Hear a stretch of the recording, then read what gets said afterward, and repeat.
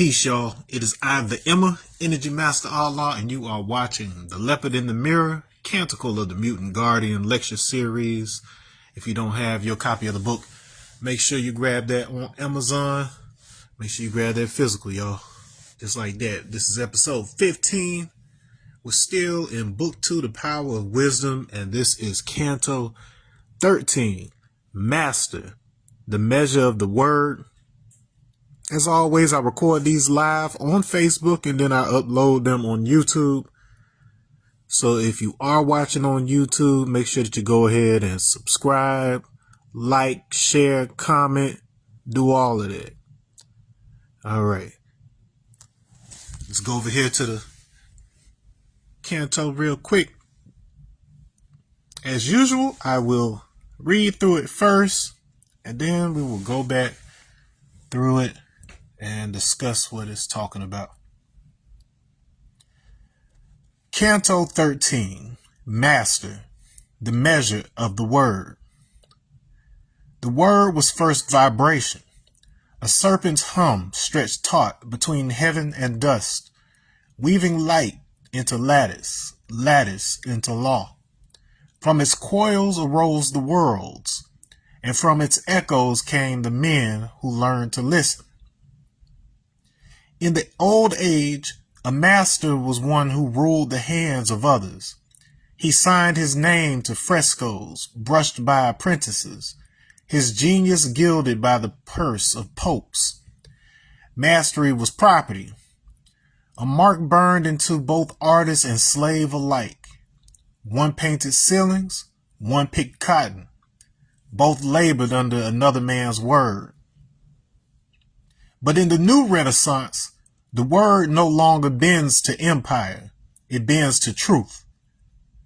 I have walked through the dialects of bondage, through drawls of the South, where master cracked whips in the air, and through northern cipher cities, where master meant sage, the keeper of 360 degrees, knowledge, wisdom, and understanding, turning like wheels of fire.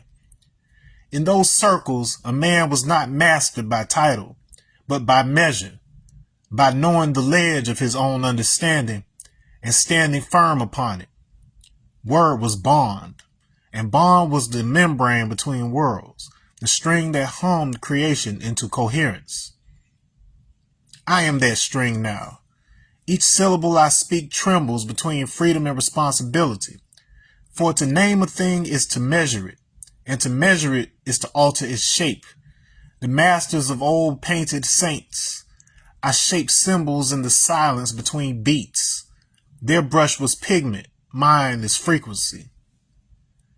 When I write, I remember the Osu, priests who once bound earth to heaven by contracts written in dust and drumbeat.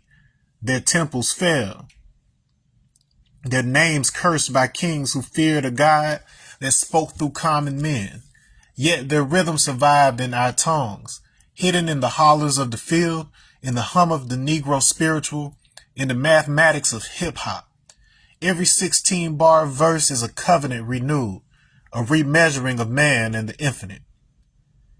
Now, in this age of circuits and mirrors, where even thought is sold in packets, a new master must arise, not of bodies nor of brands, but of balance. He rules nothing but himself, measures nothing but meaning, and ministers through art, not hierarchy. So I hold the ruler not as scepter, but as tuning fork. I measure the distance between my ancestors' silence and my daughter's laughter, between the word that enslaved and the word that now liberates. I am the master. Energy manifesting and showing the truth of Allah. The cipher where sound becomes structure and structure becomes soul. Each rhyme a resonance, each line a lattice of light. I build no empire but the inner ear, where God whispers through geometry, and every man may measure himself whole. For mastery in this new renaissance is not the dominion of the few, but the awakening of the many. It is the rhythm of a universe that has finally learned to listen to its own vibration and call it love. All right. Let's go ahead and take that back up to the top so that we can rock. All right, Canto 13, Master, the measure of the word. So Master is the letter M. It's the 13th letter in the Supreme Alphabet. And so this whole canto is rooted in that definition, and as a 13th number, that's knowledge, understanding, which is born to culture. So this is telling you the relationship between the father and the child. Right? So you may or may not have noticed that, there is a decidedly biblical tone to this particular canto, as it does incorporate and address some elements associated with the logos. So the logos is the word, the creation. It was responsible for creation in the biblical sense. And so it's introduced. Well, originally, it's a concept that's already found in Plato's teachings, but then this is introduced through the letters of Paul in the New Testament. So his teachings are very much a Hellenistic, that basically means Greek, translation, interpretation, interpolation of,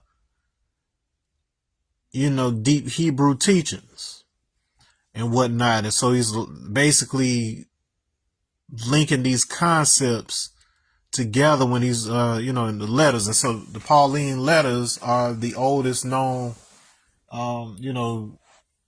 documents associated with Christianity. And Paul wasn't nearly as interested and concerned in the narrative of Jesus as he was about the cosmology. So the whole idea of the Christ and the Logos and how those things operate, that's more so what he was leaning into. And then as the story goes, Paul, he wasn't one of the disciples during the time Jesus was living. Jesus appeared to him transfigured, and he went on from there. So he was out there killing Christians in the name of Rome, and then he saw ghost Jesus on the path, and then he decided to preach the gospel instead. And so it's a very interesting character and a very interesting story that serves as the foundation of the early Christian church. All right. So we'll get into those themes. So it says, the word was first vibration, a serpent's hum stretched taut between heaven and dust, weaving light into lattice, lattice into law. From its coils arose the worlds, and from its echoes came the men who learned to listen. Now, the more you understand, so Christian theology, Egyptian mythology, and Hindu mythology, you start to see the overlaps. And then especially when you start taking into consideration the ages of things, the Egyptian teachers and writings and things, they've got like 4,000 years at least. According to their history, it goes back at least to, like 35,000 years ago. But the official history will give them at least about close to 5,000 years. Then behind that, you've got the Vedas and the Hindu teachings, which will get you about somewhere around 3,000 or so years. All right. And then, no, I'll take that back. Hold on. No, that's right. That's right. About 3,000 to 4,000 years. Then Christianity pops up, and that gives you just over 2,000 years. So we talk about thousands of years apart between each of these, and certain themes continue to appear consistently. And then when you understand the role that Egyptian Coptic played in the writing of the first, Christian teachings and the recording of the first Christian teachings, there's a lot of nuance and symbolism that, is very compatible with the Egyptian narrative that ends up getting lost later, closer to the 11th century CE. So we're on the other side of the zero, when they shift from Sahidic Coptic to Bohairic. So Bohairic Coptic ends up becoming the standard, and they switch the wording around, and they do all sorts of stuff to where if there was any type of error correcting code in the form of any type of gematria or anything, any special word play and all of that, if any of that was in place with the Sahidic text or whatever, that was virtually erased when the Bohairic was adopted and standardized throughout the Catholic world. All right, so the word was first vibration, a serpent's hum. So this is a play that I did on the so in Dogon culture and the Egyptian, the serpent it symbolized word or membrane. Okay, and you can think of a membrane as an interface. So it's an interface between two worlds. And so we got heaven and dust. It is the bridge between heaven and earth, is what it's communicating. And that is the role that, Jesus' character is to play. And the cosmological function is that the logos translates the unmanifest potential of the monad or arithmos, which is the theos, which is the father God. If you still using basic terminology for that or whatever, you got the kindergarten baby version of it. We say father and son, but then more correctly, the concepts we're looking at are arithmos, which is number, and then logos, which is word or whatever. So it's literally describing an alphanumeric interface for how you generate the Bible. So language and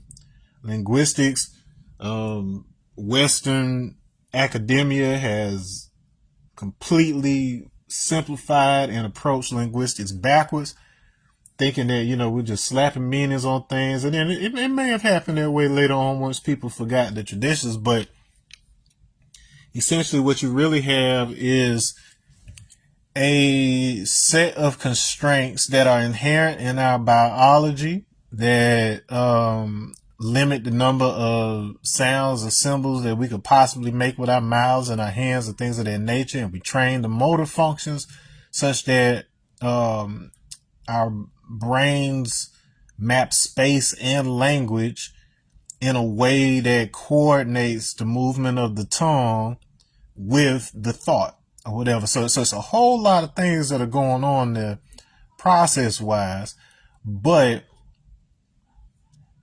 this process is essentially what causes writing to emerge as a mapping of the movements. And then it is actually, according to, Islamic teaching even, it was the writing and the reading which actually helped develop speech. Because now with that imitating that phonological geometry with the tongue and, and all of that, you eventually develop the ability to pronounce the name Allah. So before that, without the use of the tongue, the easiest sounds to produce are ah, oo, So that's where om actually comes from. And so essentially the word or sound om is actually just the sound ah, but spoken as the mouth is closed. And so if I fill my lungs and then I start with that ah sound and just let my mouth close gradually as the air runs out, you're going to naturally hear that that R sound start shaping into like a oh, and then as my mouth closes, it's just going to be a hum. So,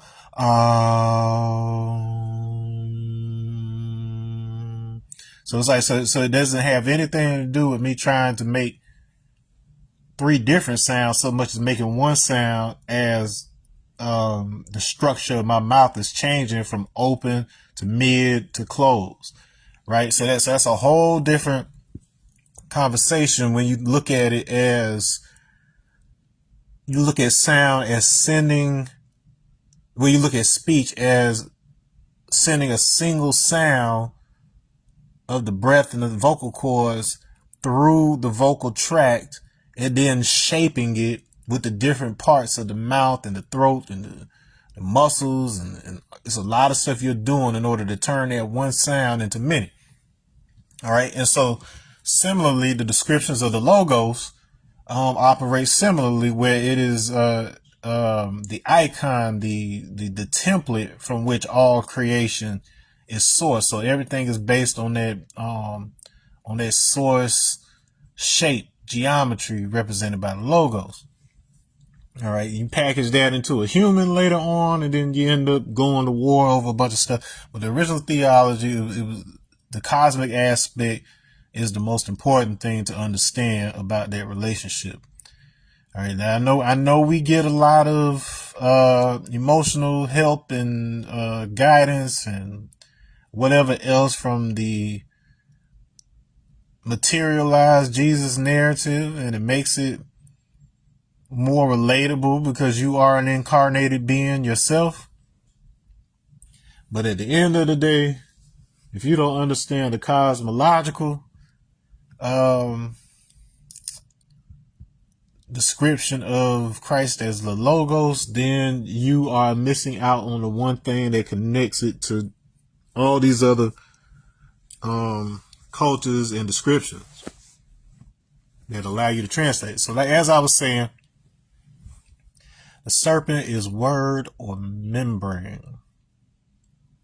And so this allows us to have, so if you learn about the logos in conjunction with reading about Shisha in Hindu teachings, Shisha he's a Naga, he's a king of Nagas, which are a serpent-like race in those stories.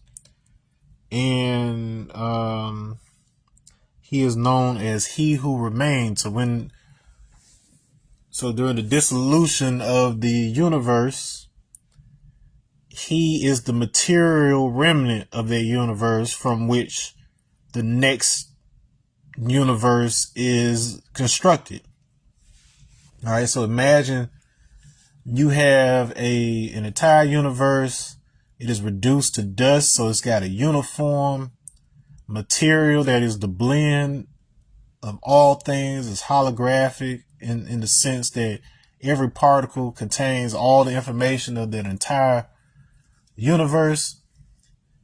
That's essentially what you're doing when you're making a child, is that you're packaging all the information of you into one seed from which your child develops.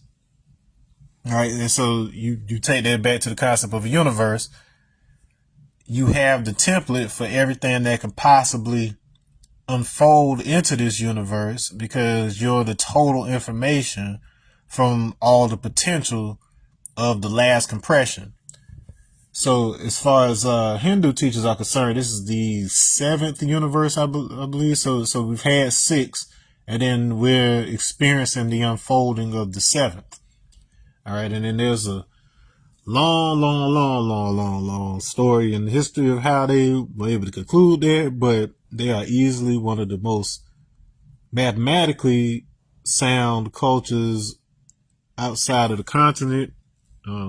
Arabic is highly math, but Islamic teachers are highly mathematic, but they don't like to admit it over there.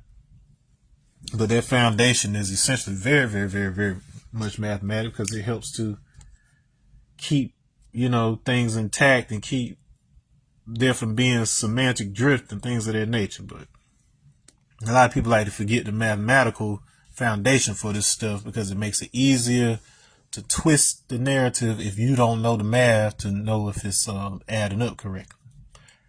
All right, but Shisha is who remains, and so this idea of weaving light into lattice and lattice into law. This is the creation of the Torah. The Torah is vibratory, and it is something that is inherent in the constraints and the physics and the geometry of this universe, and it only manifests as an oral tradition and a written tradition after that. So it has to be intuited first from the universe itself, and then the words unfold as a mapping of that path of energy, if you will, that is essentially the architecture of everything in this universe. From its coils arose the worlds, and from its echoes came the men who learned to listen. So yeah, that's exactly what that's talking about. So those who intuit it, those who learned that the resonance of the entire universe is within your body. Your design is such that if you reactivate the paths through reinstalling your software, so to speak, through initiation practices and, those hidden teachings associated with that, then you start to restore your memory of how this thing came together. In the old age, a master was one who ruled the hands of others. His sign named to frescoes brushed by apprentices. His genius gilded by the purse of popes. So this is Renaissance baggage. So one of the things I wanted to tackle with the chapter on Master is the baggage we have around the word. So most of my context, most of my interaction with the word master was when it came to master and disciple in a martial arts context growing up. So if you are the master, it's the guy who teaches you the kung fu. And you might run a few errands and stuff because you ain't got money to pay him, but you need to learn that kung fu so you can get revenge on buddy with the white hair that killed your brother. That was kung fu living once upon a time. And so that's how we dealt with master. But in the South, growing up in the South, there's a lot of baggage around that word master because it's so steeped in slavery. So the slavery relationship between master and slave. Well, in the Renaissance, you had very common the master-apprentice relationship. So a boy would go and either live with or otherwise train under a master of some skill, whether it be an art or carpentry, whatever it may be. They would go stay with his master, and in exchange for basically being his do boy, that master was supposed to teach you, his skill and whatnot. All too often, this became a perfect opportunity for masters to exploit eager pupils by having them, do the majority of the work, and if they like what comes out of it, the master will come in, they will sign their name on said work, and they'll be famous, and the apprentice ends up a nobody. So, but then the other aspect that came along with the Renaissance and Renaissance art is that the creativity was largely controlled and guided by the rich, which isn't much different than today. And the popes of that time weren't, they weren't as above board as you would probably want them to be. And money was at times a big, big, big motivation. And these popes would invest a lot of coin in having artists create certain depictions of elements of the Bible. So they had a certain way that they wanted John and Jesus and angels and cherubs, all that good stuff. There's a certain way that they wanted that to look. And this is essentially where a couple of things start happening, including the widespread imagery of black saints and Black Madonna, all of this stuff. They're common enough throughout Europe to where any attempt for certain European academics to try to deny that these were black depictions and not just some stuff that discolored over time. These depictions were largely marginalized and set aside in favor of the more popularly spread whitewashed version of these histories. The other issue associated with that was that you had artists who commonly sculpted from like alabaster and stuff like that, these pure white materials. And so white before a certain time had nothing to do with race, and it just had to do with purity. So it's like they didn't look at a black person as impure because that association wasn't there yet. And even in Africa, white was associated with that purity, but it was always like how Ovatala wears white. So it didn't have anything to do with skin color. And in fact, it had even less to do with white materials because it was supposed to be symbolic. And more often than not, it had more to do with clarity than what you would associate with purity. When they're saying purity, they're meaning clear, because when water is pure, it is clear. So if something is clarified, whether it be speech or whether it be scripture or whatever else, then that's what the association was with this white. So they just made, like, it didn't matter what color you were, the material they were using was alabaster. So it's going to be a white statue. And so when things did get hella racist in the world, these Western thinkers and scholars and whatever you want to call them, they used those white statues as justification for only white people, for saying that only white people contributed anything of value back in those times. Oh, everybody in Egypt, everybody in Greece, everybody great was white, because look at this statue, is white. That is the equivalent of me only making sculptures using obsidian or mahogany or something, or ebony, and I do an Eminem statue, and then 1,000 years from now, people look at that and they say, oh, he rapped and this statue is black, Eminem must have been black.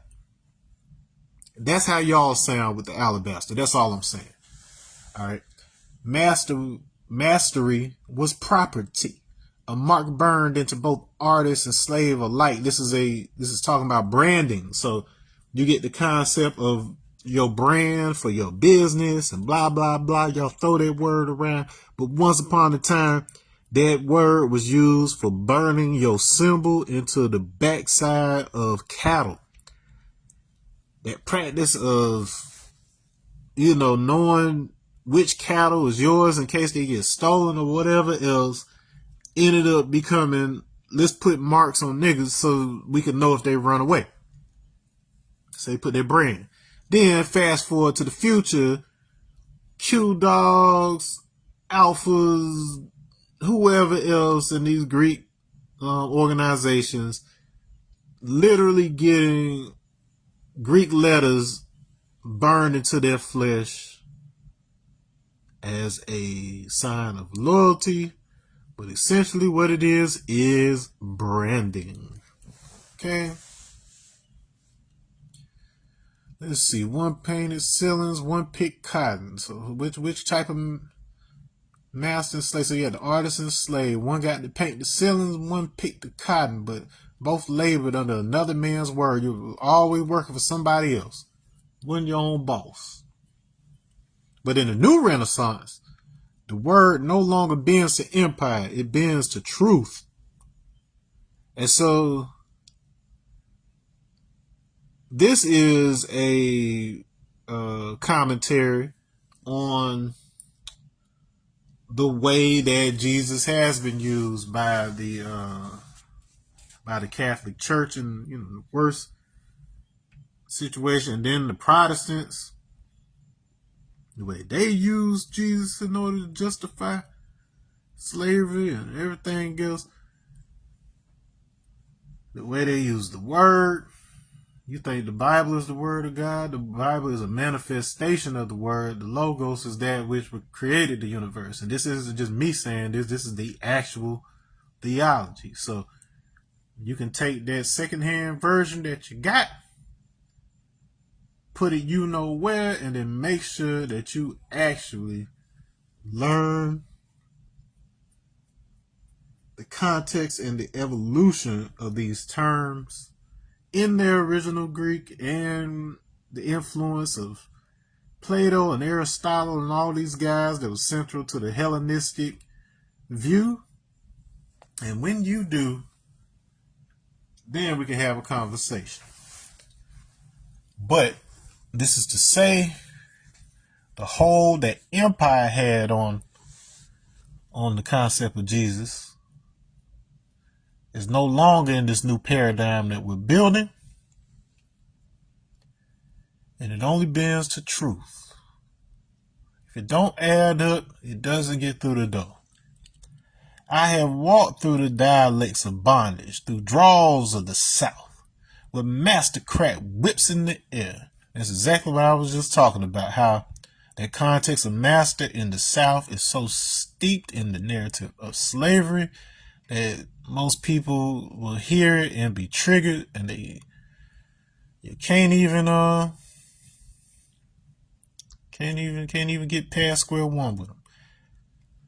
And through northern cipher cities where master meant sage, the keeper of 360 degrees, knowledge, wisdom, and understanding turning like wheels of fire. In the definition of master in the supreme alphabet, it begins by saying one possessing 300 degrees of knowledge, wisdom, and understanding. That's 120 degrees. That's your 120 lessons of knowledge. Wisdom is putting that 120 into action and gaining experience. And then your understanding is born from comparing your experience to the knowledge you inherited through the lessons, and doing like I'm doing right now, which is teaching my own path based on my understanding of the lessons. Like wheels of fire, just like Ezekiel and all of that. Chakras.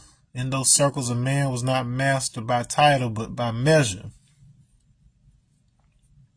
So you measure by whether you got 360 or not. That's a full panoramic view. Seeing the situation from all angles. Knowing the one thing of this, you know everything. By knowing the ledge of his understanding. It's a fancy way of saying knowledge, understanding. It's 13. By knowing the ledge of his own understanding and standing firm upon it. Because it becomes a square. So knowledge, understanding borns culture. Culture, there's 4. That's the number 4. There's 4 points in a square. So that's what we're saying, standing on your square. Now, Jesus is also sometimes called the 13th man. He had the 12 disciples. and he would be the 13th dude among them. So he's essential to this conversation of Masta. Word was bond, and bond was the membrane between worlds. Remember what I just told you about serpent, word or membrane. The string that hummed creation into coherence. We just talked about that in the role of the logos and the manifestation of the universe, the movement from Akash, which is space with the attribute of sound, moving to the element of air, which represents intellect, communication, movement. The first manifestation of detection. So you can feel the wind. You can't grasp it yet. You can't see it yet. But you can at least detect it. It's a movement of potential, movement of pressure. Okay, it's a current of pressure. Stand firm, word was bond. So word is your bond to reality. If you give your word to something and you honor it and you keep returning to it, it causes something to manifest. That's your contract with reality. If you dishonor your word, if you break your word, reality isn't as quick to manifest in a timely manner or in the manner that you would like it to. String theory, more so like ete. So ete is a concept in Ordinala where it is described like strings that connect the path between you and the source, so for you to be able to trace your existence back to the source of all existence. These lines, these strings, these measures, these connecting threads, if you will, in a metaphorical sense. The things that are consistent from one scale to the next, so that you can see yourself in the next thing, which allows you to see yourself in the next thing, and you keep on following that string, that trail, all the way back to the beginning. I am that string now. Each syllable I speak trembles between freedom and responsibility. It's a vibration. It's an oscillation between two qualities. You want to be free, but you also got to be responsible with that power. With great power comes great responsibility. And with freedom comes even more. Or at least it should. To name a thing is to measure it. So that description is a measure. You're putting something on it that gives it a manageable attribute. Instead of you carrying the thing around, you carry the word for that thing around. And if a person has seen said thing, you using the word for that thing allows them to shoulder the burden of visualizing said thing, and it is there with them without the need for you to have carried said thing miles and miles to be able to discuss it. All right. And to measure it is to alter its shape. So the second that you observe something and you measure it, you're having an effect on it. As a waveform, it is non-local. But the second that you are measuring it, it has an impact on its behavior. You're like that. If you know you're being watched by a camera, it's a certain way you're going to act. And if you don't know there's any cameras around, there's a different type of way that you're going to act. If you know you're on a reality show, you can try your best to just do what you would normally do, but you are always going to do it a little bit extra because you know that you're on camera. And if you want to stay on the air week to week, you're going to have to exaggerate a little bit. You're going to have to spice it up a little bit. So to measure is to alter its shape. The masters of old painted saints, eye-shaped symbols in the silence between beats. So what's missing? So by virtue of what I do give you, it should help to stimulate your urge to seek and to learn more. So the shape of the silence in between what I say is where you get to see yourself and fill it in. All right. That brush was pigment, mine is frequency. So I'm shaping. Right now it's through speech, but you know, my background is largely in music. Whatever. So I shape worlds with vibration. I might do some music after I get done with all this book stuff. But I'd have to get my technology back where I want it. I lost a lot of stuff. I got RZA. I got stuff that was destroyed in a flood. Who would have thought? All my equipment. Alright. When I write, I remember the Osu, priests who once bound earth to heaven by contracts written in dust and drum beats. So the Osu is a class that is essentially thought of as slaves or otherwise untouchables or outcasts in Nigeria. And it's a tragic tale because originally the Osu were associated with the Eze. So this was essentially a role.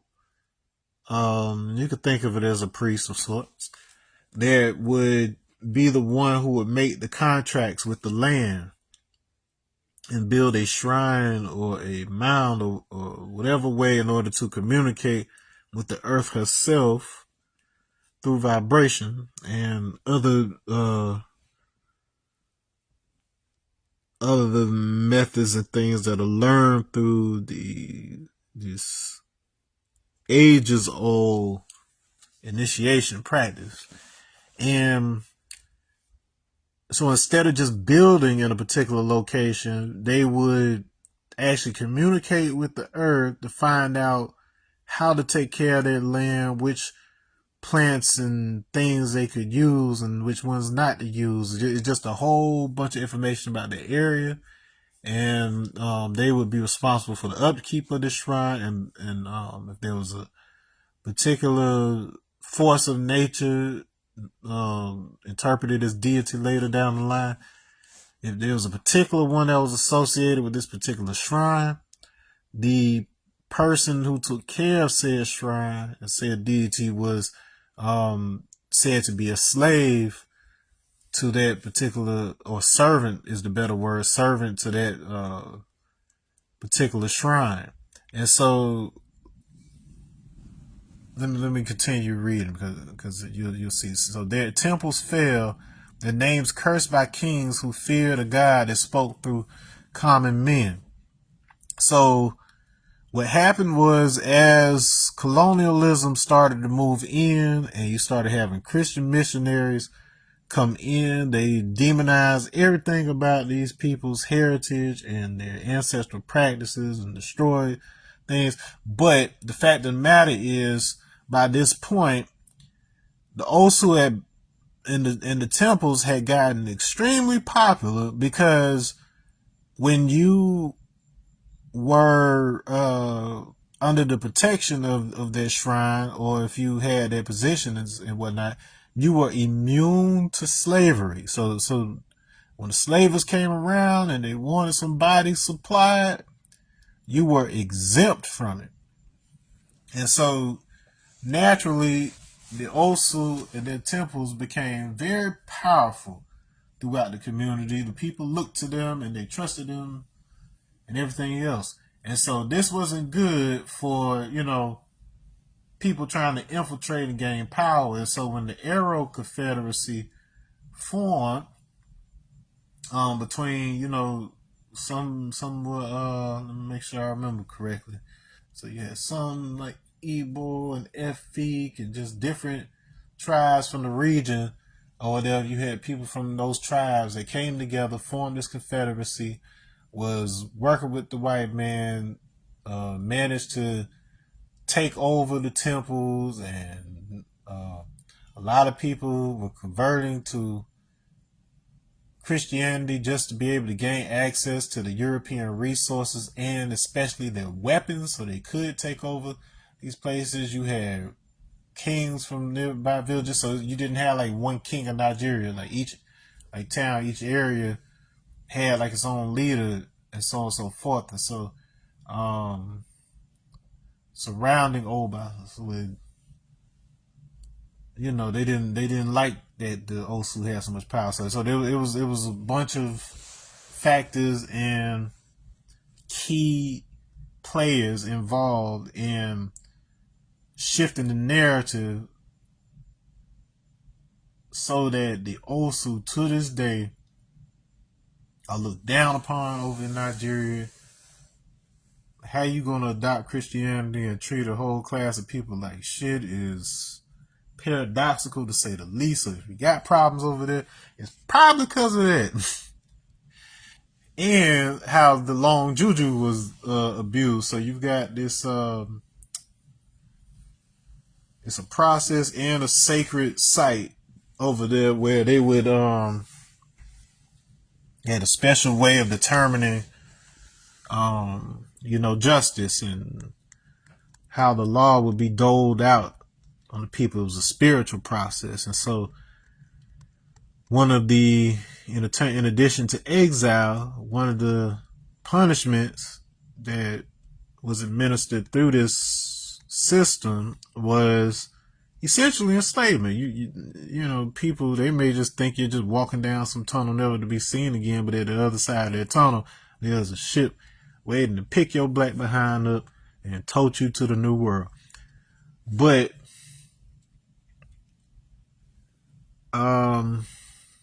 they abused it. So whatever the spiritual process was for doing that,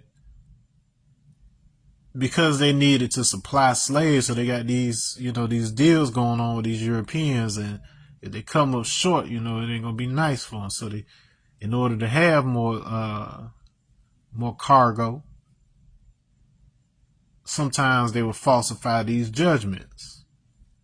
So you've taken a ages old, very sacred process and you've corrupted it for money. Boy, a pox upon thee. A bane on your existence for something like this.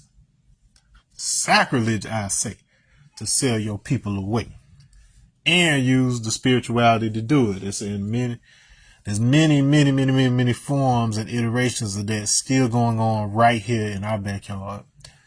So you see how it's a pattern of behavior. It's habitual. Yet their rhythm survived in our tongues, hidden in the hollows of the field, in the hum of the Negro spiritual, in the mathematics of hip hop. So some way, shape, or form, this stuff is so embedded in us that in several ways it has come to manifest in our culture, even if we didn't even know that some elements of how we do things and the things we like, even if we don't even realize that it was something that was uniquely so seeped into us back on the continent that it just naturally reconstructs itself in our culture in modern times. Every 16 bar verse is a covenant renewed, a remeasuring of man in the infinite. It was 16 bars. I told you about that in the other talk. That's the measure of a verse in classic hip hop. Every ending of a line is 16. Let me see if I can count. Let me see. My flow is high explosive as I shatter the sky with a battle cry that rattles the mind and fractures spines. A mastermind, magnifying glasses couldn't classify the subatomic masses as I cut them into fraction size. But I'd rather pass the time writing classic lines than always clashing with my kind that's blind. The 85 knows that it rains, hell snows, been shown but still remain in hell froze, just ice cold. But just I see a quality to rise above the cloud and see reality for what it is and not what it's made out to be. Cause ninjas they flex like latex till a competitor they can't test like Apex. Predator comes to break necks like suplex. So who's next in this true test of who's best? You've been blessed by a zigzag zigger type of ninja with a mental like a Nina and the finger on the trigger. So that's 16. All right. And that's original. That's one of mine. That's off of one of our Mav Kit songs from a few years back. Now, in this age of circuits and mirrors, where even thought is sold in packets. So meme packets. They hand you a thought in a quick fire, quick digest, Happy Meal type of way. Circuits, mirrors, staring at your phone. A new master must arise, not of bodies, nor of brands, but of balance. He rules nothing but himself, measures nothing but meaning, and ministers through art, not hierarchy. If he is truly aware of himself and setting the example, it doesn't matter what he chooses to do for a profession. It doesn't matter what he creates.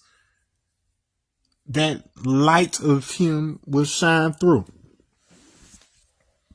And so if we are going to have a nation of kings, it's not kings trying to rule over or dominate each other. It's the ones trying to illuminate each other. They've corrupted the term Illuminati through their Italian, through their mozzarella on it. and then you forgot it means to illuminate, to light up, to ignite the knowledge, to have your presence known for its integrity. So I hold the ruler not as scepter, but as tuning fork. I measure the distance between my ancestors' silence, because they're gone, they're in the past, and my daughter's laughter right here in the presence. How did all those, somebody had to make love to somebody who made love to somebody who made love to somebody, and so on and so forth, and so on and so forth.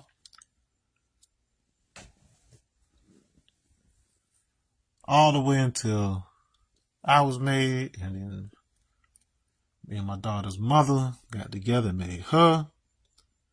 So you got a long line, a long tree of individuals that had to come together for her to be here. So we're talking about tracing that line between the word that enslaved and the word that now liberates. Master over you, flash forward to the future, mastery of self. I am the master.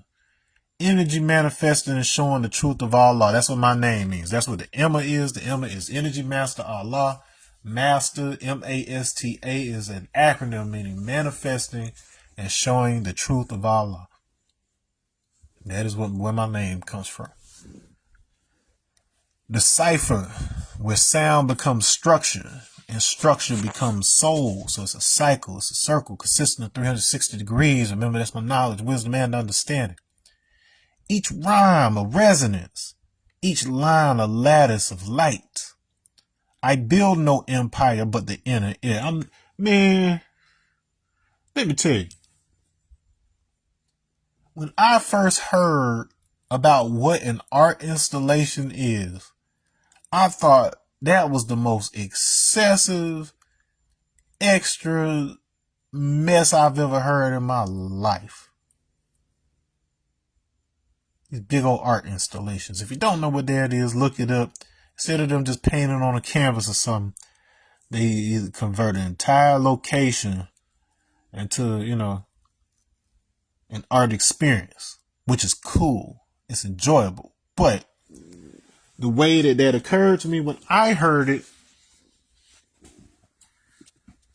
was I was more interested in how do you install something into the space of a person's mind and their heart such that all that they look at becomes artful. Instead of you going to a location to see something that's there that oohs and ahs you, how do you build something within a person to where it doesn't matter what location they arrive at, the ooh and the ah is there because they brought it with them. And oddly enough, that is largely how I ended up involved in yoga, because essentially that's what you're doing.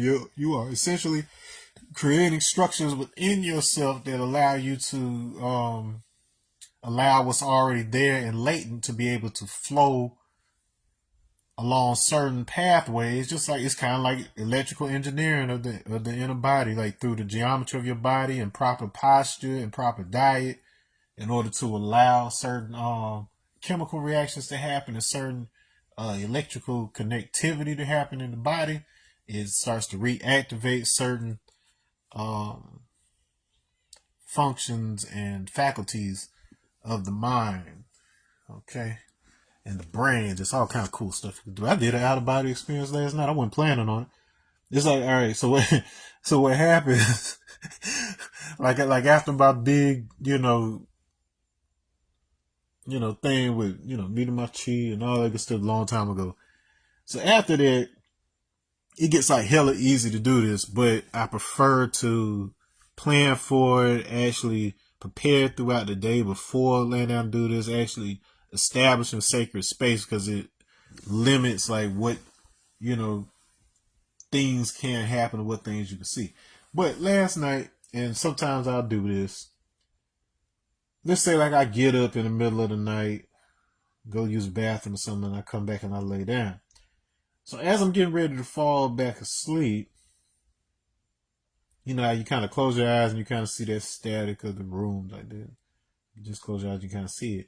So what'll happen is that static of my eyes, what it'll start doing is it'll start arranging itself the same way that, like, so when I'm on my bed, so if you look like right here, like if I lay down right here, I'm facing that, so I see that in the corner, like the what's called like the bedpost. I see that with my eyes closed, not imagining it, but like I don't know if it's like an imprint of me having seen it or whatever else, but I can see it. Like the static starts to, like, once I'm calm and stable, you can start seeing it kind of arrange around it. And you know what? Actually, the best way I can describe it is if you own an Oculus headset, one of those VR headsets, it's a way that you could push a button and you could do like this pass through thing where it's kind of like this grayscale mapping of the room around you. So you're seeing the actual room around you, but you're seeing it through the headset in addition to like the menus and stuff that you have.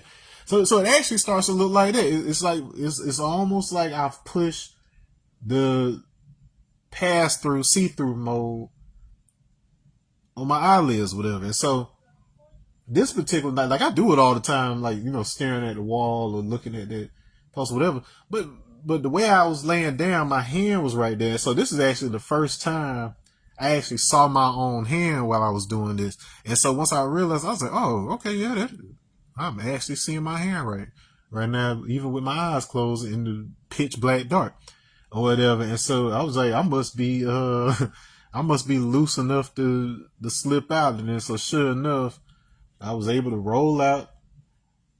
Don't ask me why I do it like this, but then whenever I roll out of my body, I fall onto the floor next to the bed. I take a second to make sure I'm out, so I look, see if my body's there. Get up, walk right over to the door, and then I open it up.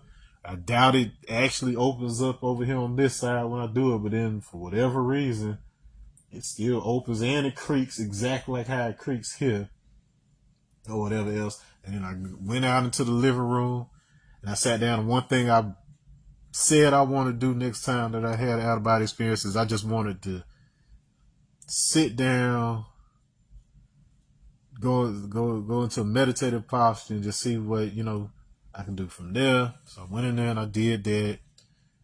I went around, I did a few quick little things or whatever else, but nothing too outrageous. I don't even want to talk about one of the things I chose to do, because I keep hearing people talking about, like, I get sick of hearing people talk about, I do not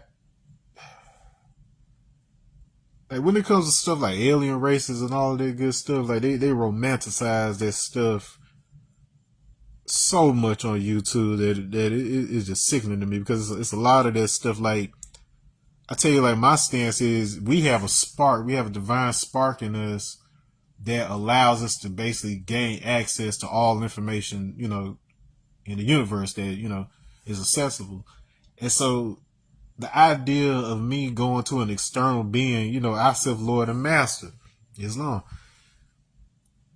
the idea of me going to any being, even if they're benevolent, even if they're knowledgeable or whatever else, the idea of having to try to go to something outside of myself that has just been around a little bit longer or just seen a few more things, they still have questions and blind spots and, things that they don't know themselves. So it's like, so why would I go through a third party when I could go straight to the source, like by going within? All right.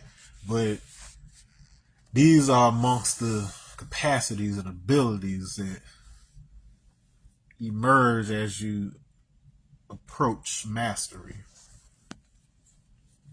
I know I'm talking about it casual as hell, but I don't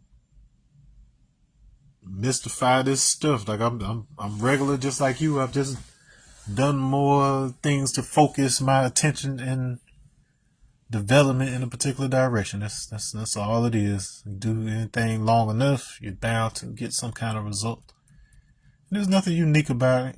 I'm not some magical outlier when it comes to this. Anybody who has gone through the processes that I have gone through typically arrives at the same general range of abilities. Even you, if you took the time, and you ain't gonna sit up here and act like it's all easy by any means, and it's a lot, but it is what it is. What God whispers through geometry, and every man may measure himself whole. For mastery in this new renaissance is not dominion of the few, but the awakening of the many. That's exactly what I'm talking about right here. The great work. You've heard Darius J. Wright talk about it. Andre, I don't know what his last name is, but he's been doing videos and things. I'm taking a slightly different approach based on my background, but we are covering all bases because not everybody is ready for everything, but you do have a right to know that there is more to this, and when you are ready for it, it is available to you, and it isn't something different from what you know. It's just a refinement to make sure that you understand the language that is surrounding what you've been told. It is the rhythm of a universe that has finally learned to listen to its own vibration and call it love, the self-reinforcing vibration. The Father and Son are one. The source and the creation are one, inseparable. They only separated them so they could control your behind. So this is well documented. Just go to the word itself. Peace, y'all. See you in the next one. If you haven't already, make sure you like, make sure you subscribe. Get those updates. The videos always go live at midnight, Monday through Friday, y'all. And I'm out.